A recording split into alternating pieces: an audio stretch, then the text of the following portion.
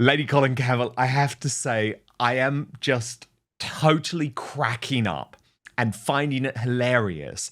The more I'm being told from my sources at Netflix about how furious, incandescent was the word that was actually used, Lady C, Meghan Markle is, over the fact that Netflix have effectively decided to put her on the scrap heap, realizing that With Love Meghan is a complete disaster, and at the same time go all in on Victoria Beckham, her arch rival, Lady C, who is now going to be hosting this blockbuster. There was the announcement, launching on the 9th of October. And of course, Lady C, this is getting all of the treatment and the coverage and the marketing and the commercial push that Netflix didn't even bother with the most recent Meghan series. She, of course, believes this is some type of, entertainment conspiracy to destroy her.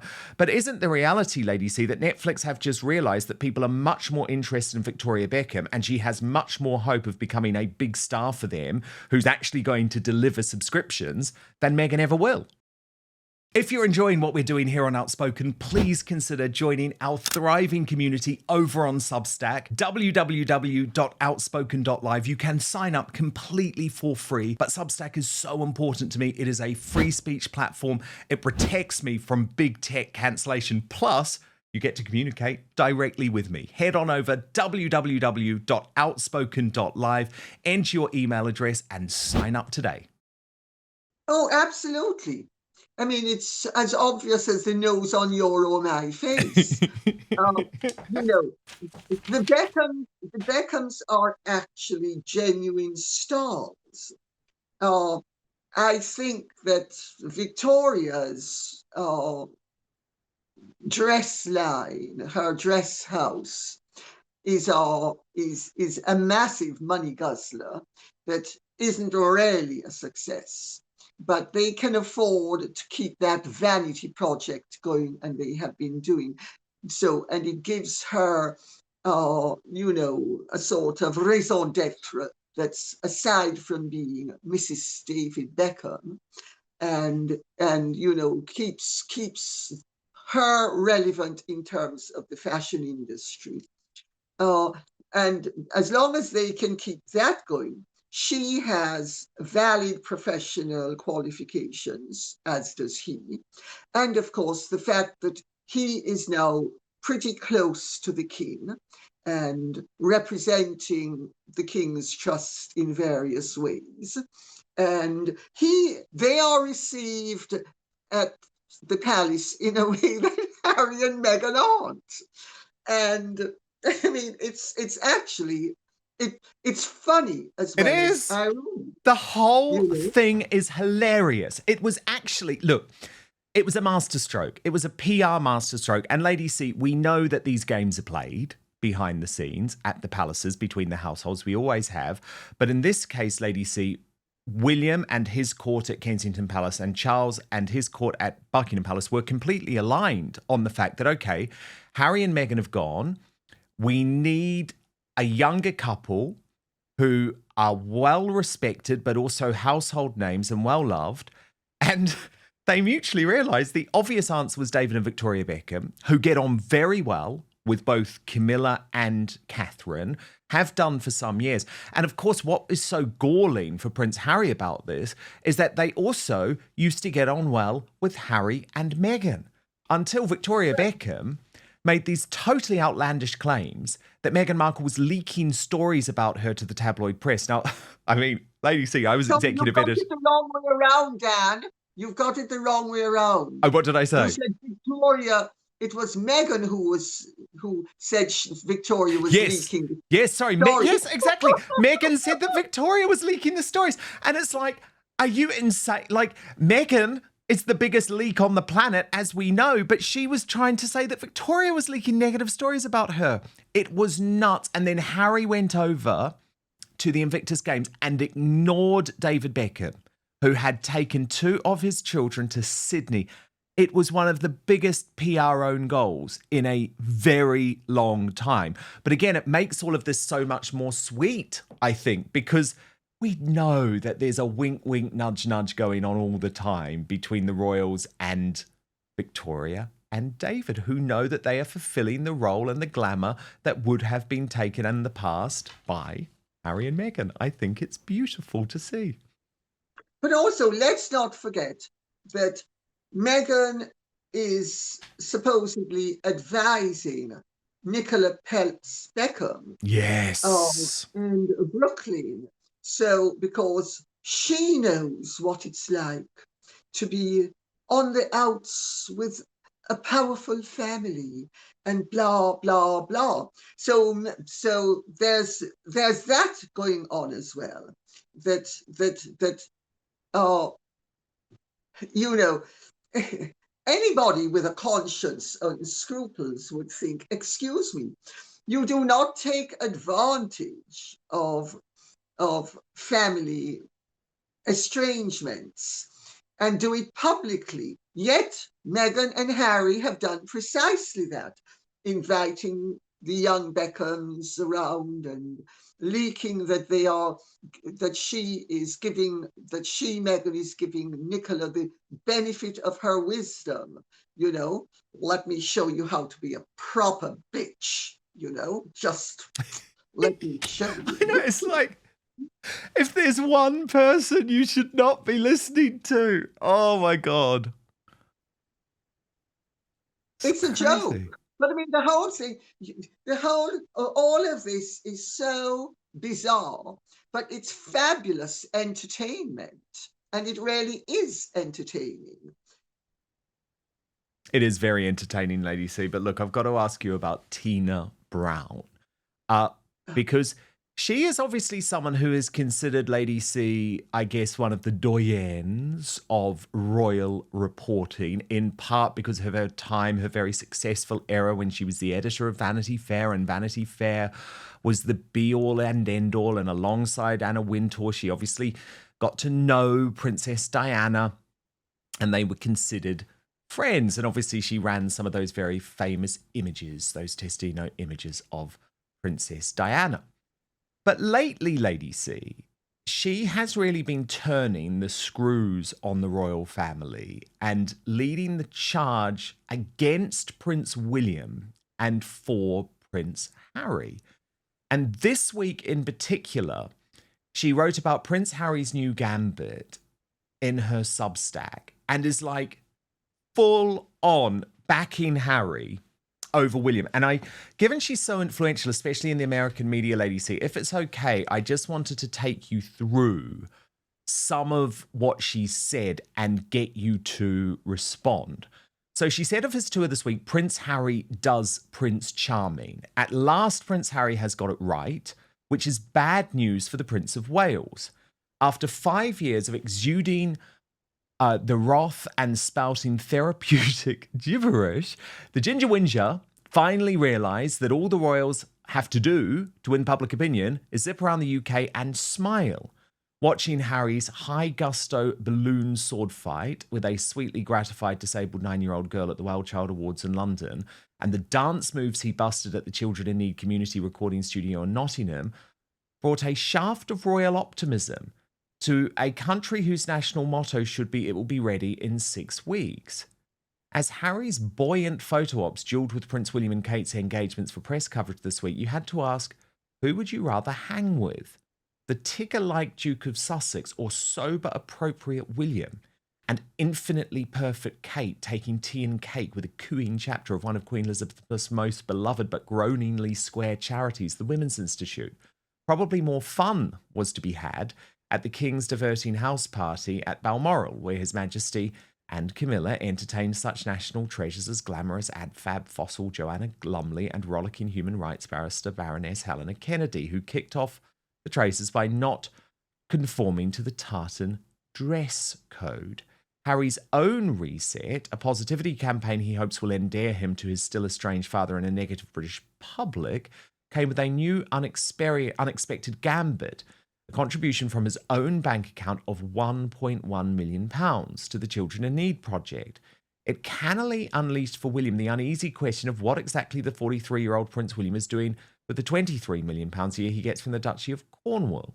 Back when Charles was Prince of Wales, he was a powerhouse of philanthropy, starting at age 27 when he used his £7,000 400 severance pay from the Royal Navy to seed the Prince's Trust, which has gone on to raise more than £100 million a year.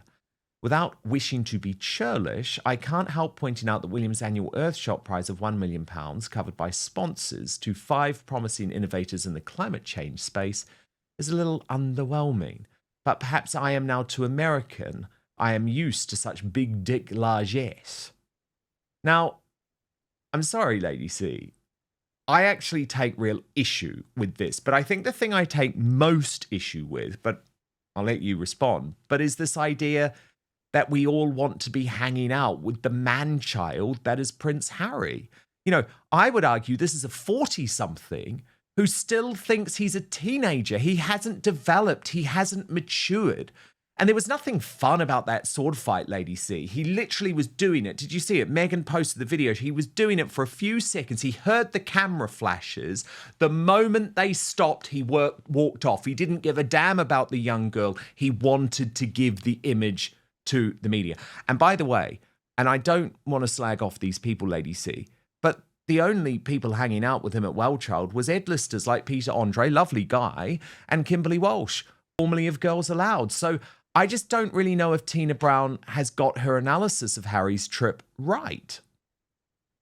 Well, I mean, Dan, I actually like Tina. And Tina used to be very eminent, but Tina is no longer eminent, you know, to be blunt about it all. And I don't want to be rude about her because I like her. And she is a good journalist.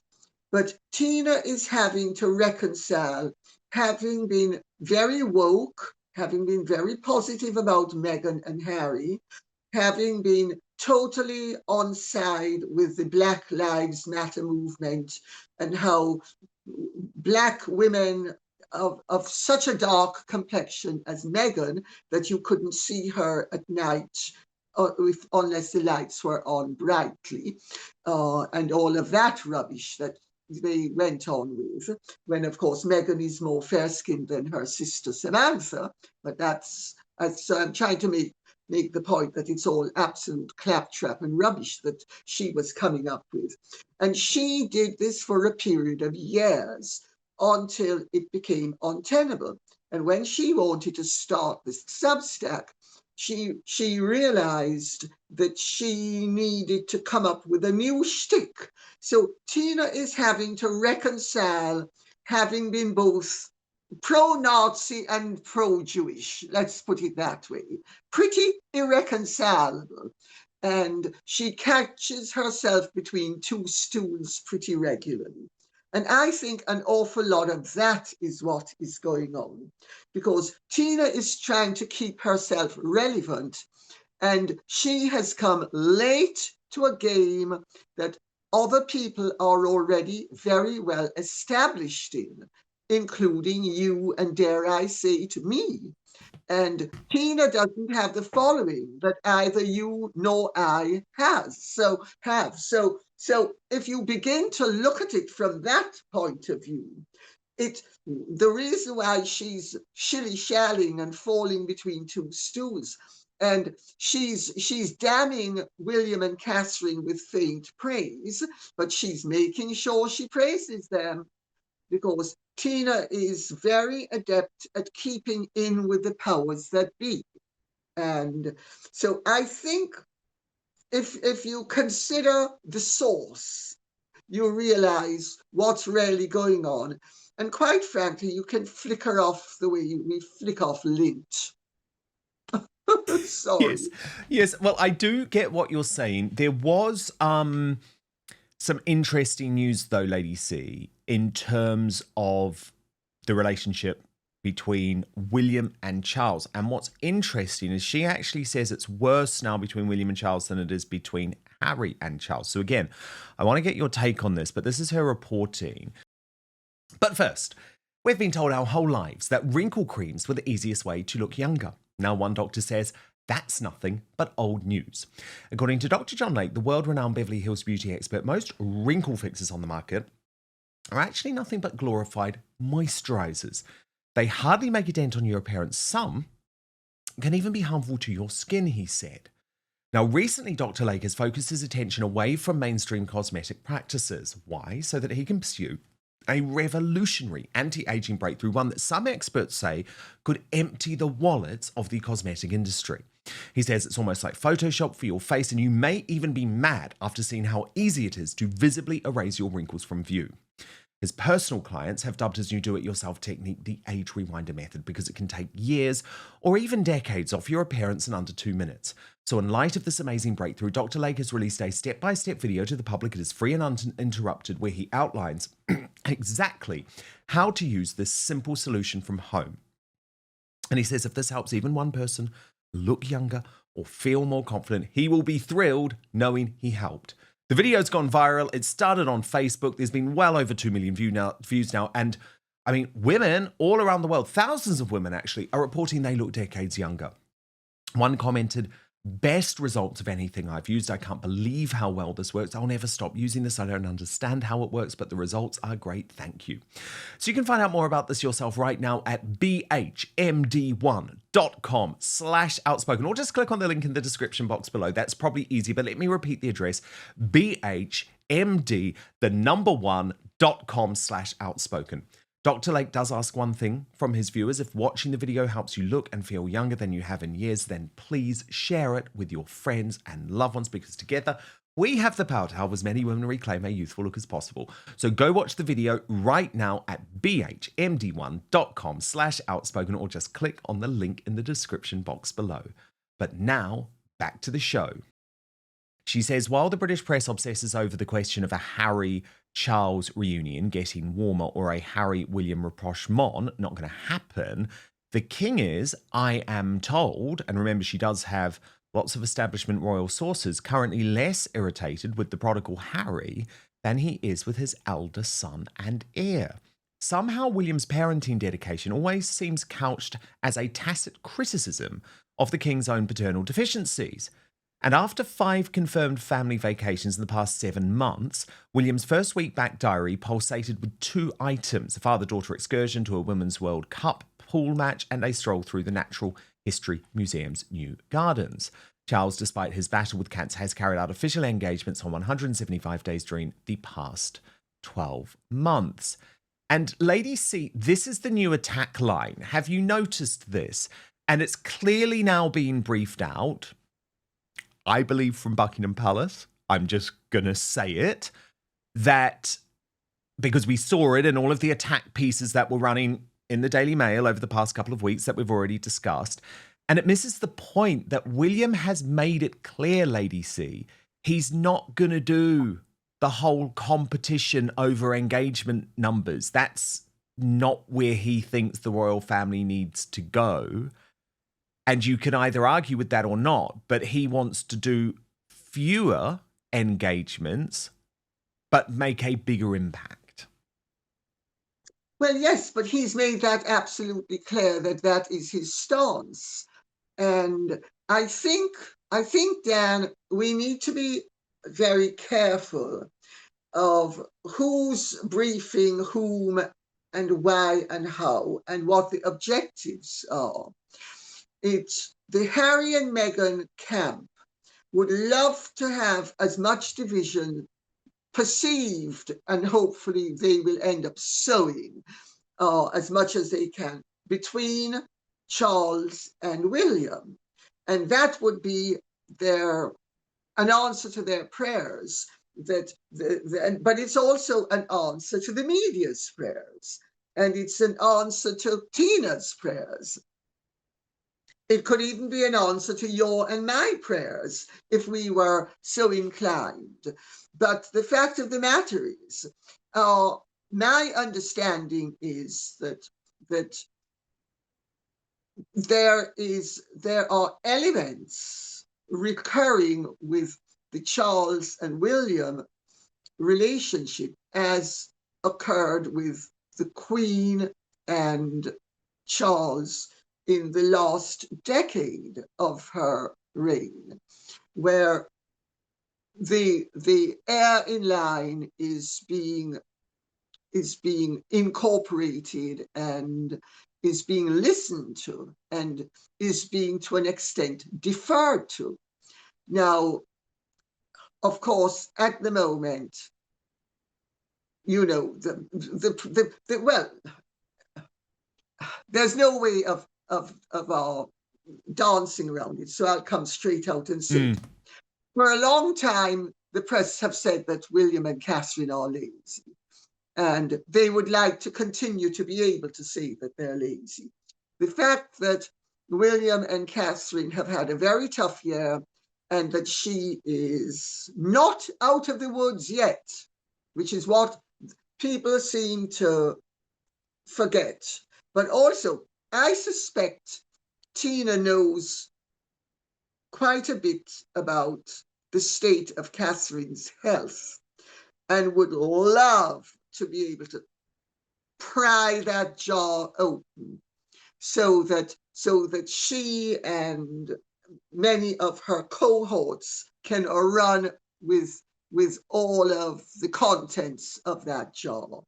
And exactly, they're making almost like threats to William and Catherine. They want William and Catherine to march to the beat of their drum, which I don't think is going to happen. But I mean, Lady C, this is not, I mean, the reason I keep coming back to this, right, is because even though you are completely correct, we are changing the media. It is important to say that, you know, we are now independent sources where we are not tied into this network and we can report the truth and we don't have to play these games. But it would also be naive to suggest that the mainstream media has no power at the moment. And I have seen such a marked change, Lady C, with the Daily Mail over the past few months, but particularly the past few weeks. And remember, I know how it works there.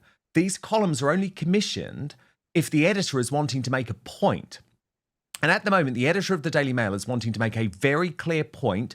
William and Catherine, you're on notice, and we're backing your arch rivals who are taking us to court. And I believe there's also that aspect going on too. They want a settlement with Prince Harry in this court case, which is due to come in front of the judge in January, I believe. But yes. Anyway, I just wanted to give that context before I show you. Can I make another point, which is that Tobin Andre used to be the deputy editor. And he's now the communications secretary for King Charles. Yeah. And you and I both know the way the Mail works and how duplicitous, devious, etc. And they are fully aware that if they concoct stories that will suit them, suit their narratives, actually assist with currying favor with Harry and Meghan, and they do it in such a way that the average outsider, especially journalist, looking in will think, Tobin Andre is setting this up. So all of a sudden, Tobin Andre and Charles's team are being blamed for things that they actually have nothing to do with. Yes, indeed. It's like it's a wonderful double and triple bluff. Exactly, a false flag operation in the world of PR, which does happen as well, and you are right to point it out.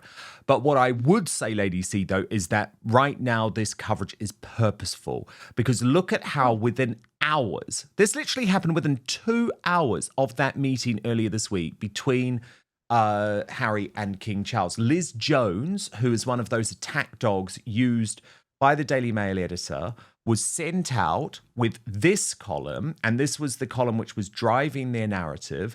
Harry is doing, I mean, I couldn't even believe the headline. Harry is doing everything right, and I am overjoyed at his long-awaited reunion with Charles.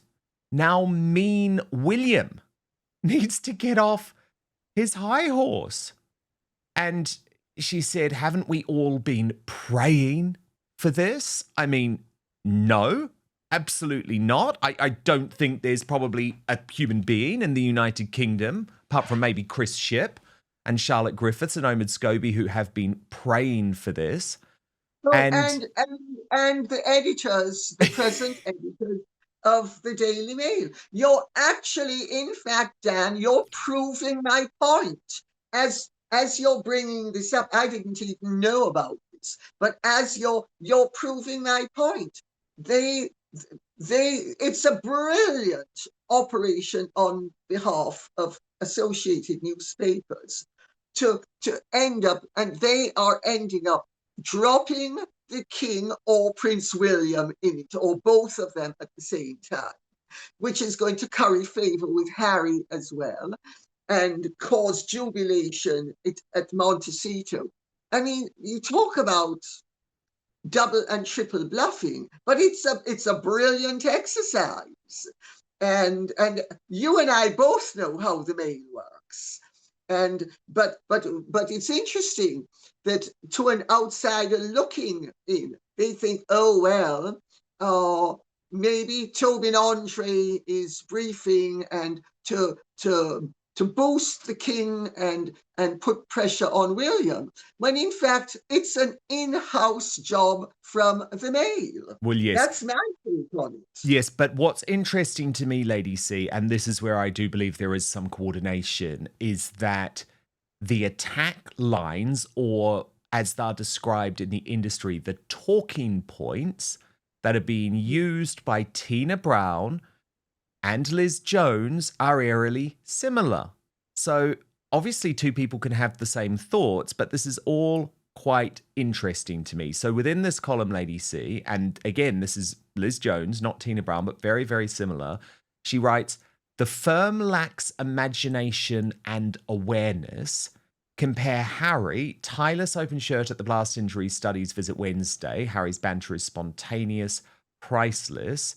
With William at a new mental health hub in Cardiff this afternoon, buttoned up with his tie duly knotted.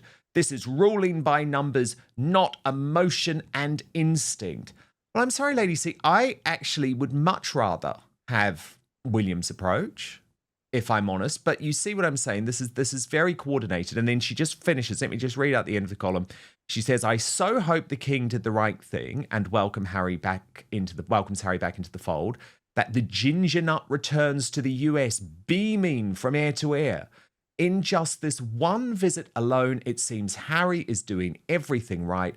Let's see if his royal relatives can rise to the occasion too, Lady C. But Dan, the Mail for some time now has been taking the approach that they are biblical scholars and they are going to teach the King and William all about forgiveness, and they are going to use the fable of the prodigal son, quite forgetting that the prodigal son actually apologized and said to his father, if you will have me back, I will return as the lowest of your servants.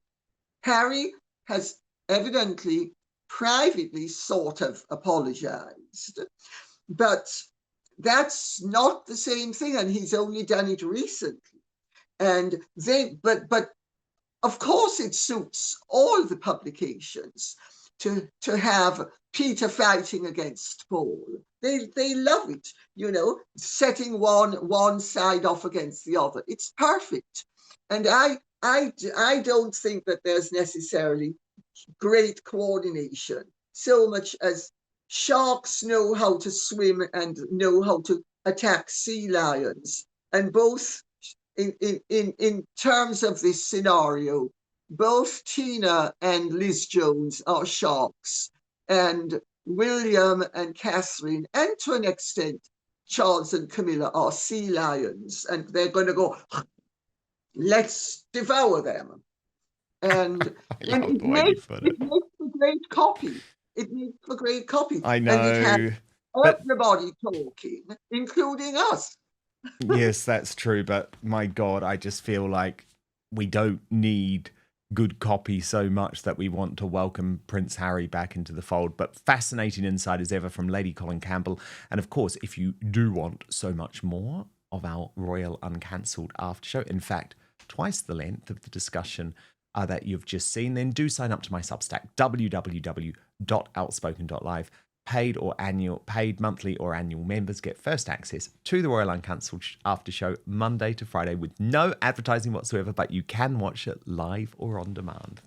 Thank you so much for watching Dan Wootton Outspoken. Please click on my face just to the bottom left to subscribe to this brand new independent news source and turn on the notification bell so you'll be alerted to our brand new live shows, uncancelled interviews, and special royal episodes.